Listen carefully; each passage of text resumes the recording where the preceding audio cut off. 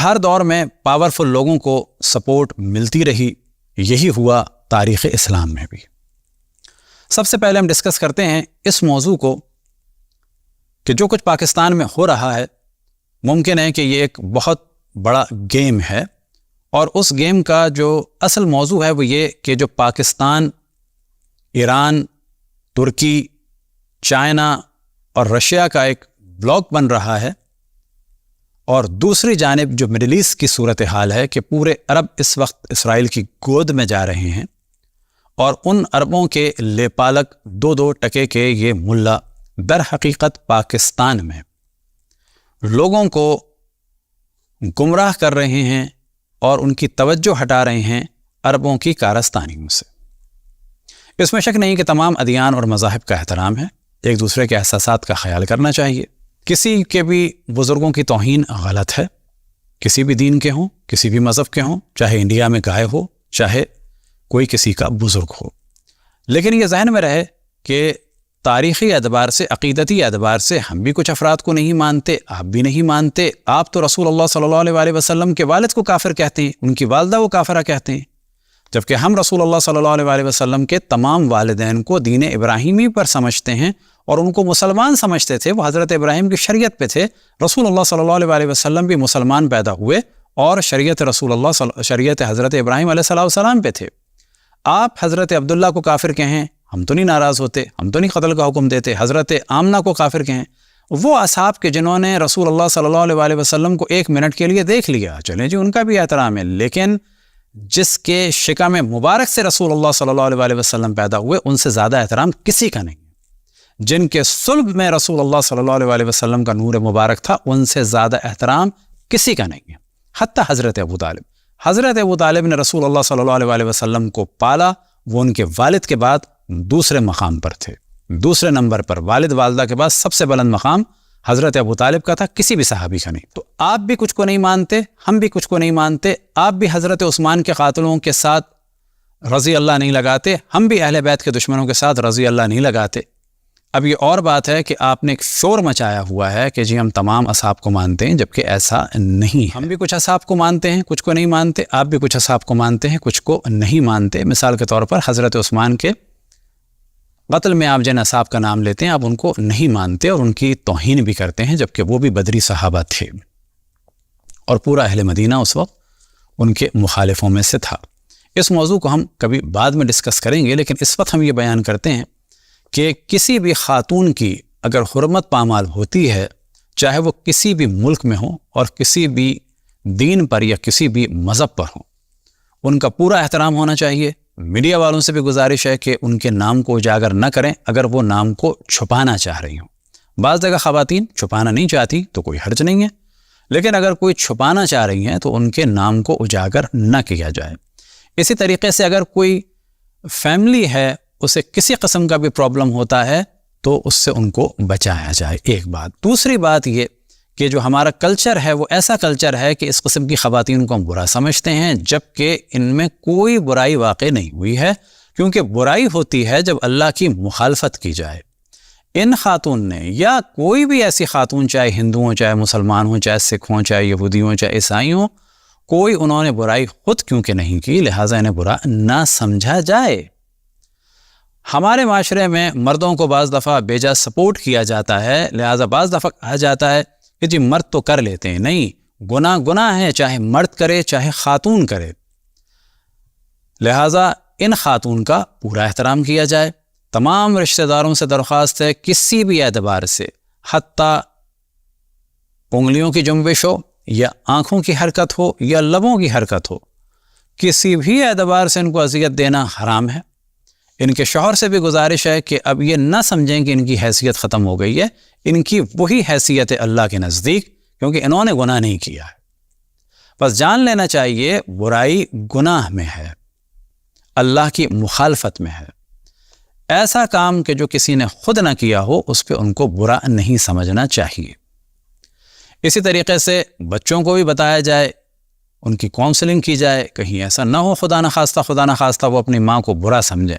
ان کو واضح بتانا چاہیے اس میں ان کا کوئی قصور نہیں ہے، اور خداوند تبارک و تعالیٰ کی رحمت سے ان بچوں کو بھی اور تمام رشتہ داروں کو آشنا کرنا چاہیے اور خداوند تبارک و تعالیٰ کے غضب سے بھی آشنا کرنا چاہیے۔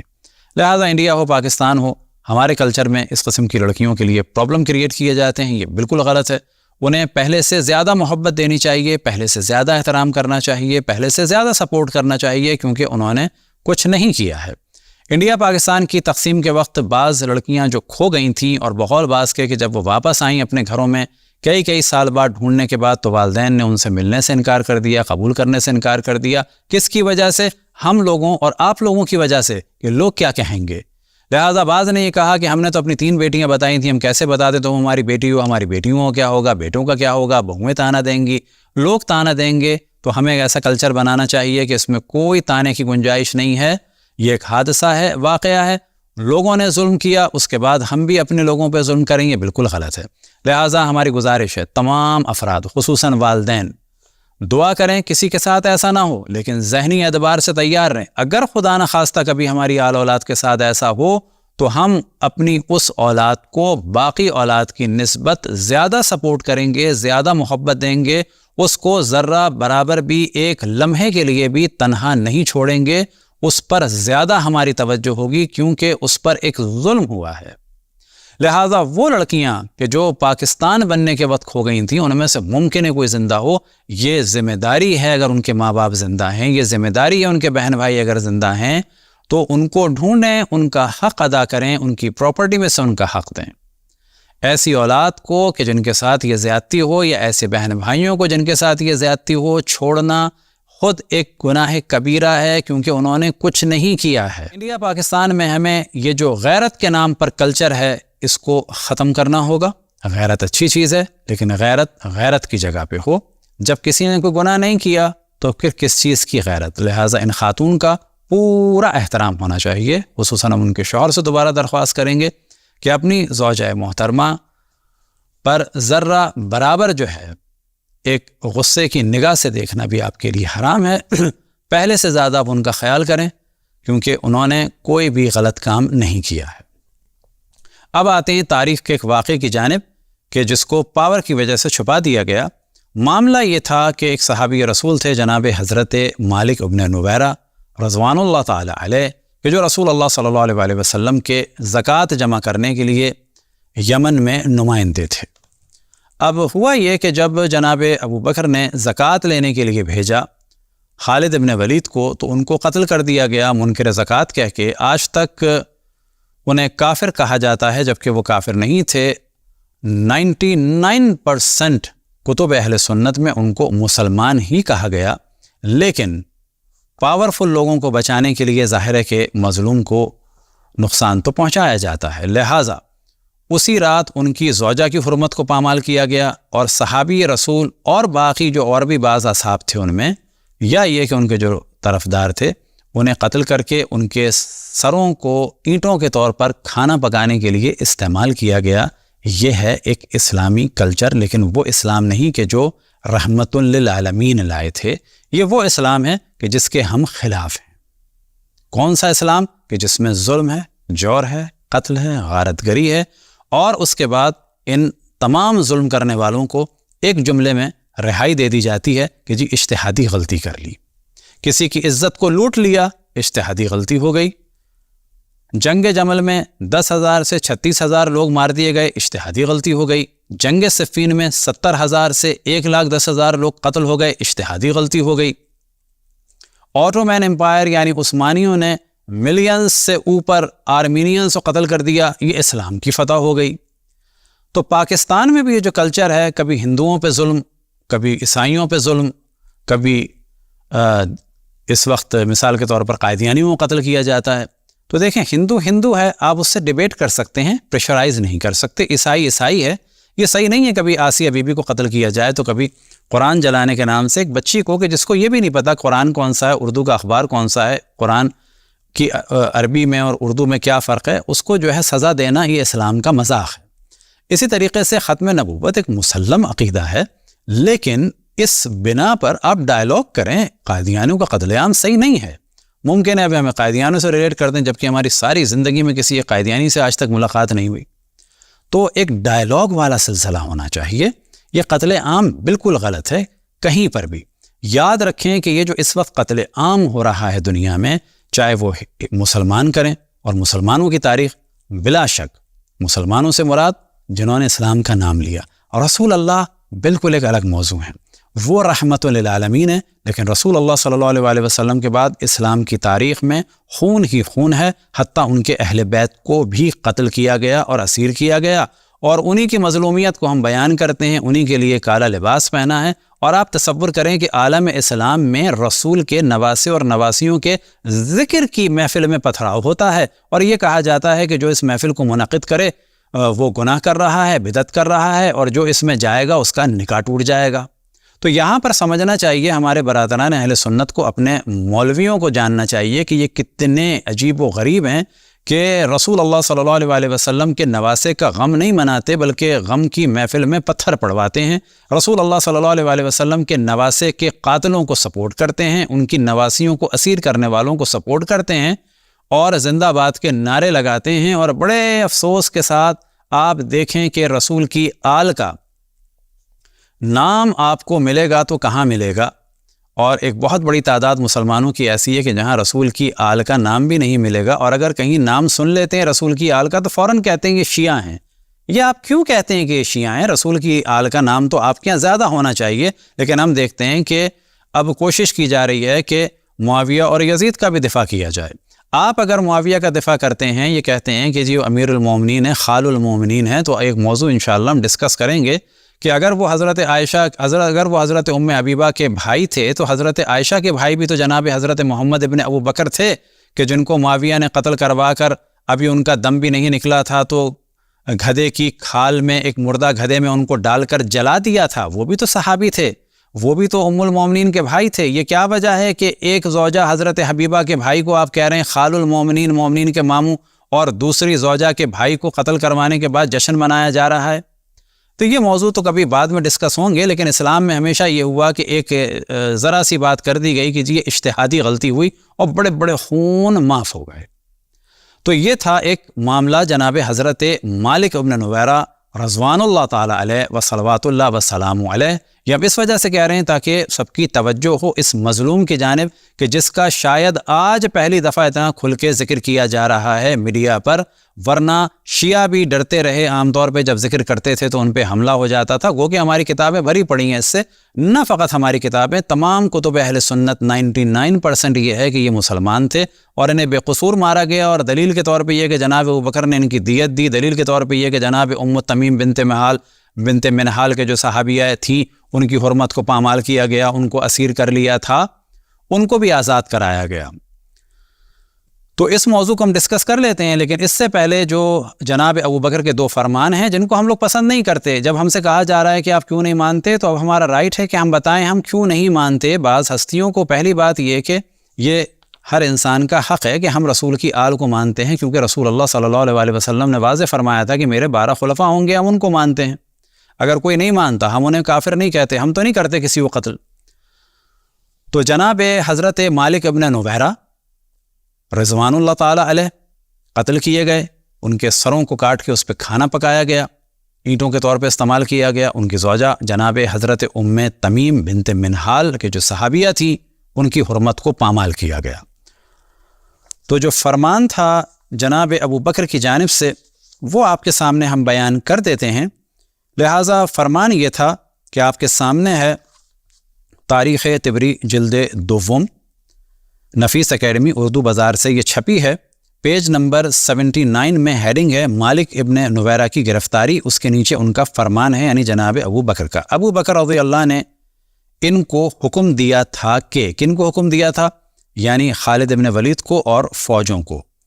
ابو بکر رضی اللہ نے ان کو حکم دیا تھا کہ جب وہ کسی مقام پر پہنچیں اذان دیں اور اقامت کہیں، اگر اس مقام کے باشندے بھی اذان اور اقامت کہیں تو ان سے کوئی تعرض نہ کیا جائے، اور اگر وہ لوگ ایسا نہ کریں تو ان پر فوراً حملہ کر کے سب کو جس طرح چاہے بے دریغ قتل کر ڈالیں، جلا دیں اور جو چاہے کریں، یعنی اگر اذان نہ دیں تو ان کو مار دو، اور اگر وہ شعائر اسلامی کا جواب دیں تو پھر ان سے زکوٰۃ کا اقرار لیا جائے، اور اگر وہ مان لیں تو بہتر ہے، ورنہ بغیر تنبیہ کے اچانک ان پہ حملہ کر کے ان کو غارت کر دیا جائے۔ یہ تھا جناب ابو بکر کا ایک فرمان، اور عیناً یہی فرمان بعد میں بھی آئے گا۔ اب ہے موضوع حضرت خالد کی اجتہادی غلطی، پیج نمبر 79 اور 80 آپ کے سامنے ہے، اور کیونکہ پیج نمبر 79 کی آخری لائن ہے تو صرف ہم وہی دکھا رہے ہیں۔ حضرت خالد رضی اللہ عنہ کی اجتہادی غلطی۔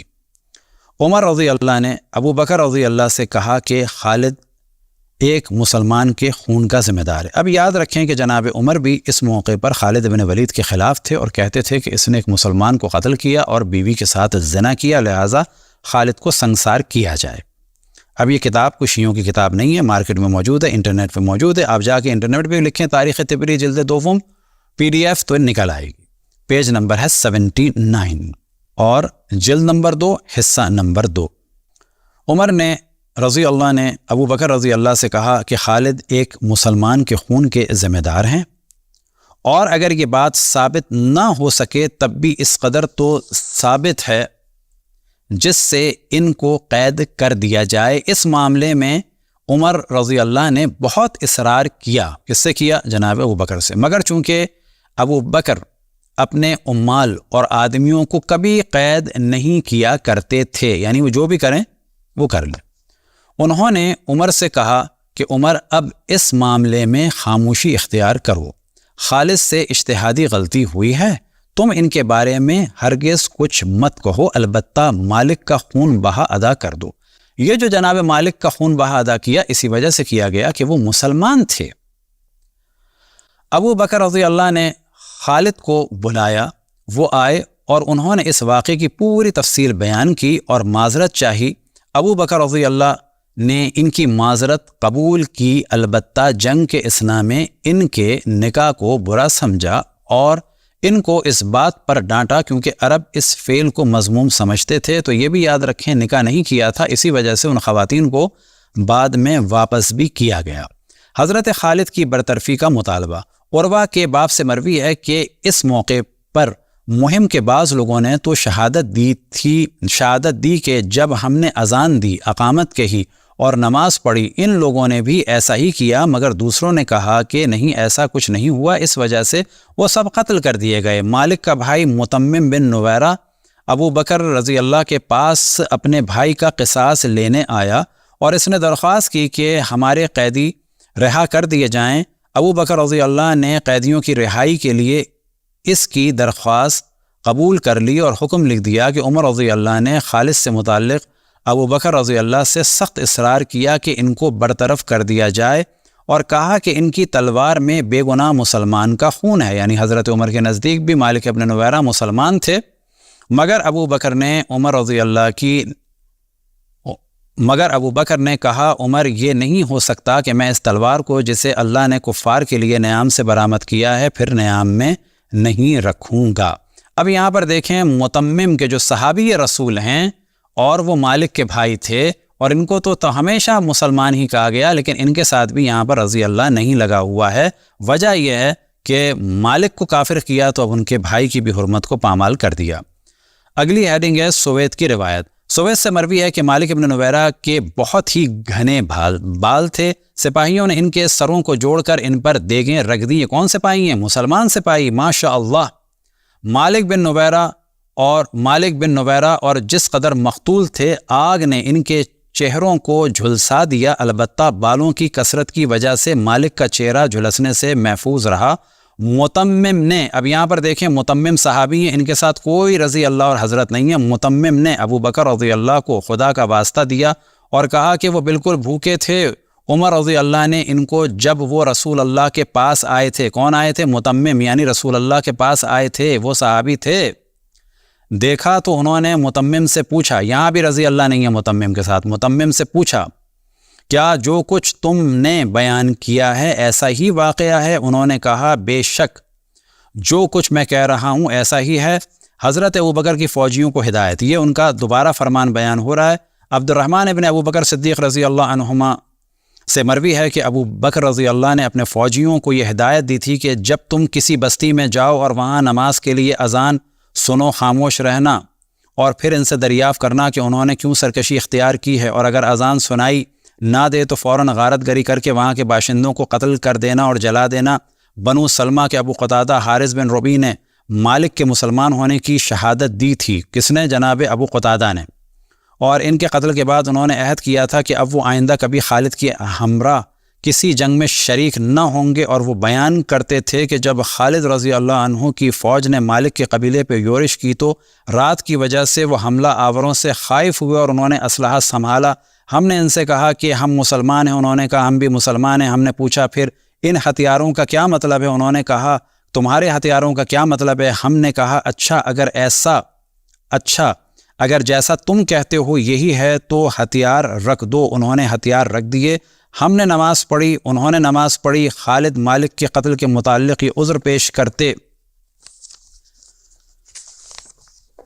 تھے کہ اس نے بار بار یہ بات کہی، میں سمجھتا ہوں کہ تمہارے صاحب نے یہ اور یہ کہا ہوگا۔ اسے علماء اہل سنت کہتے ہیں کہ یہ ان کے کافر ہونے کی علامت ہے، کیونکہ یہاں پر وہ کہہ رہے ہیں کہ تمہارے رسول نے کہا ہوگا، جبکہ ایسا نہیں ہے۔ ان کی مراد تھی کہ جس نے تمہیں بھیجا ہے انہوں نے یہ کہا ہوگا۔ معاملہ یہ ہے کہ یہ غدیر کو جانتے تھے، مولا امیر المومنین کے طرفداروں میں سے تھے، اور یہ سمجھ رہے تھے کہ خلافت مولا امیر المومنین کے پاس ہے۔ اچانک جب زکوٰۃ لینے کے لیے آئے تو انہوں نے زکوٰۃ نہیں دی اور تحقیق کے لیے کہا۔ لیکن یہاں پر معاملہ کیا ہوا کہ اب آگے بیان کرتے ہیں۔ خالد نے کہا کیا تم ان کو اپنا صاحب نہیں سمجھتے؟ کس کو؟ یہ داستان بنا دی کہ وہ رسول اللہ کو صاحب اپنا نہیں سمجھتے، یعنی رسول اللہ کو اپنا سید و سالار نہیں سمجھتے، جبکہ یہاں پر مراد ہے کہ وہ کہہ رہے تھے کہ جنہوں نے تمہیں بھیجا ہے، یعنی جناب ابو بکر۔ خالد نے کہا کیا تم ان کو اپنا صاحب نہیں سمجھتے؟ اور پھر آگے بڑھ کر ان کی اور ان کے ساتھیوں کی گردن مار دی۔ عمر رضی اللہ کو اس واقعے کی اطلاع ہوئی، انہوں نے ابو بکر رضی اللہ سے اس کی شکایت کی اور پہم اسرار سے کہا کہ دیکھیے دشمن خدا خالد نے ایک مسلمان کو قتل کر دیا اور پھر اس کی بیوی پر کود پڑا۔ یہ کس کے جملے ہیں؟ جناب عمر کے جملے ہیں کہ دشمن خدا، عربی میں یہاں پر عبارت میں آیا ہے عدو اللہ، یعنی دشمن خدا خالد نے ایک مسلمان کو قتل کر دیا اور پھر اس کی بیوی پر کود پڑا۔ خالد اس مہم سے پلٹ کر مدینے آئے، مسجد نبوی میں آئے۔ وہ ایک زنگ آلود قبا پہنے تھے اور امامہ باندھے تھے جس میں متعدد تیر چھپے ہوئے تھے۔ جب مسجد میں آئے عمر نے بڑھ کر تیروں کو ان کے سر سے کھینچ کر ان کو توڑ ڈالا اور کہا کہ محض دکھانے کے لیے اس ہیبت سے آئے ہو؟ تم نے ایک مسلمان کو قتل کر دیا اور پھر اس کی بیوی پر قبضہ کر لیا۔ بخدا میں تم کو سنسار کروں گا۔ خالد نے اس وقت ایک لفظ زبان سے نہیں کہا، کیونکہ وہ سمجھتے تھے کہ ابو بکر رضی اللہ کا بھی یہی خیال ہے۔ وہ ابو بکر کے پاس سیدھے چلے گئے اور سارا واقعہ سنایا اور معذرت چاہی۔ اس اعتراف پر ابو بکر رضی اللہ نے ان کو معاف کر دیا۔ ان کی خوشنودی حاصل کر کے وہ اٹھ آئے۔ عمر رضی اللہ مسجد میں بیٹھے تھے۔ خالد نے کہا اے ام شملہ کے بیٹے، یعنی بجائے احترام کرنے کے کہا، ان کی والدہ کا نام لے کے کہا اے شملہ کے بیٹے، اب آؤ کیا کہتے ہو؟ عمر رضی اللہ تاڑ گئے کہ ابو بکر ان سے راضی ہو گئے ہیں۔ وہ چپکے سے اٹھ کر اپنے گھر چلے گئے اور خالد کو کوئی جواب نہیں دیا۔ اب یہاں پر ڈسکشن ہے کہ عبد بن ازور الاسدی نے مالک کو قتل کیا تھا، مگر کلبی کہتے ہیں کہ زرار بن ازور نے مالک کو قتل کیا تھا۔ تمام ادیان کا، تمام مذاہب کا احترام ہے۔ ہم تمام سنیوں کو اپنا بھائی، ان کی جان مال، عزت آبرو کا احترام کرتے ہیں، لیکن یہ جو پریشر ڈیولپ کیا جا رہا ہے، اس پریشر سے نکلنے کے لیے، کیونکہ جب ہم سے کہا جاتا ہے آپ کس کو کیا مانتے ہیں اور کیوں نہیں مانتے، تو یہ بتانا ہم پر ضروری ہو جاتا ہے۔ یہ کیس کہ جس میں جناب حضرت مالک ابن نویرہ رضوان اللہ تعالی علیہ، صحابی رسول اور نمائندہ رسول کہ جو یمن میں ان کے نمائندے تھے، اور ان کی زوجہ جو صحابیہ تھیں جناب ام تمیم بنت منہال، اس کیس کو دنیا والوں کے سامنے اگر پیش کیا جائے، تمام ججز کو پیش کیا جائے کہ صرف ایک عذر کی وجہ سے کہ یہ ہماری فوج کا ہے، صرف ایک عذر دے دیا جائے کہ جی ایک غلطی ہوئی اجتہادی، یہ کون سی اجتہادی غلطی ہے؟ یہ والی بات وہاں کی جاتی ہے جیسے تیر چلایا تھا دشمنوں کی جانب اور لگ گیا کسی مسلمان کو، تو یہاں پہ کہا جاتا ہے کہ یہ غلطی ہے، نہ یہ کہ بغیر کسی دلیل کے ایک مسلمان کو قتل کرو اور اس کی بیوی کی حرمت پامال کرو اور ان مسلمانوں کے سروں کو کاٹ کر اینٹوں کے طور پر استعمال کرو اور اس پہ کھانا پکاؤ، اور آخر میں حاکم اسلامی کا یہ جملہ ہو کہ کیا جملہ کہ جو عربی میں عام طور پر یہاں پر بیان ہوتا ہے، تعول فاخطا، کہ تعویل کی اور غلطی ہو گئی، کوئی بات نہیں۔ یہ وہ چیزیں ہیں کہ جس کے ہم سے مراد یعنی اہل بیت علیہ الصلوۃ والسلام خلاف تھے، کیونکہ آل رسول خلاف تھے، ہم بھی خلاف ہیں۔ ان چیزوں کو جب ہم بیان کرتے ہیں تو کہا جاتا ہے کہ شیعہ توہین اصحاب کر رہے ہیں۔ پس یہ جو آپ کے سامنے ہے یہ آپ دیکھیں، انٹرنیٹ پہ سرچ کریں، بازار سے جا کے نکالیں، تاریخ طبری یہ ہماری کتاب نہیں ہے۔ اگر یہ غلط ہے تو اس کو بھی بین کیا جائے، جس طرح سے توہین رسالت سے سیاہ ستہ بھری ہوئی ہیں۔ خصوصاً ہم توجہ دلائیں، سیاہ ستہ میں بخاری میں ایک انتہائی خطرناک موضوع ہے جو تمام عالم اسلام کے لیے خطرناک ہے، وہ یہ کہ رسول اللہ صلی اللہ علیہ وآلہ وسلم پر متعدد بار خودکشی کی تہمت لگائی گئی، اور ہر بار جناب جبرائیل آتے تھے بقول بخاری کے اور ان کو سمجھاتے تھے، لیکن پھر معاذ اللہ انہوں نے اس فعل کی کوشش کی۔ اگر یہ بخاری میں موجود ہے تو اس بخاری کو بھی بین ہونا چاہیے، کیونکہ آبرو رسول اللہ صلی اللہ علیہ وآلہ وسلم قطعاً اصحاب سے افضل ہے۔ خداوند تبارک و تعالیٰ تمام مسلمانوں کو مل جل کر ایک دوسرے کی خدمت اور تمام انسانوں کی خدمت کی توفیق عطا فرمائے۔ وصلی اللہ علی محمد و آلہ الطاہرین۔